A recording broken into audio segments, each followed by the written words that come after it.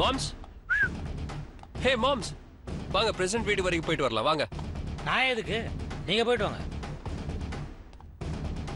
என்ன புது பழக்கம்?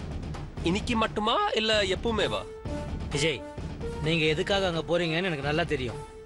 என் பொண்ணு இங்க உங்களை நினைச்சுக்கிட்டு அழுதுட்டு இருக்கும்போது நான் எப்படி உங்க கூட அங்க வர முடியும்? ஓஹோ, நான் எந்த ப்ராமிஸும் கொடுக்காதப்போ உங்க பொண்ணு அழுதா அதுக்கு நான் என்ன மாம்ஸ் பண்ண முடியும்?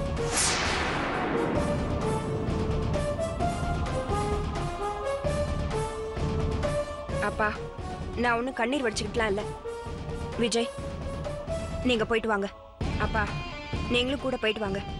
அட என்ன மணி, என்கிட்டயே போய் சொல்லிக்கிட்டு நீ தனியா உட்காந்து அழுதுட்டு இருக்கிறதுலாம் எனக்கு தெரியாதுன்னு நினைக்கிறியா? மாப்பிள்ளைக்கு வேணா அடுத்தவங்க மனசை புரிஞ்சுக்கிற சக்தி இல்லாம இருக்கலாம், இல்ல புரிஞ்சுக்காத மாதிரி நடிக்கலாம். ஆனா நான் அப்படி இல்ல.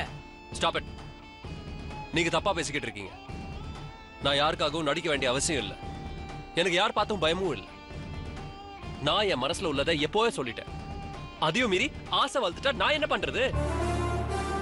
உங்க பொண்ணுக்கு அவ விருப்பம் முக்கியம்னா எனக்கு ஏன் விருப்பம் முக்கியம்? உங்களை மாதிரி நானும் உங்களை குற்றம் சொல்லலாம், அதை நான் செய்ய மாட்டேன். இப்பவும் சொல்றேன், நான் வேற, நீங்க வேற. உங்களை மாதிரி நானும் உங்களை குற்றம் சொல்லலாம், அதை நான் செய்ய மாட்டேன். இப்பவும் சொல்றேன், நான் வேற, நீங்க வேற. மாம்ஸ், நான் ரஜினியை கல்யாணம் பண்ணாதான் இந்த ஃபேக்டரியை ஆரம்பிக்க முடியும். நீங்களும் இந்த ஃபேக்டரிக்கு எம்டி ஆக முடியும். இப்ப வரீங்களா இல்லையா?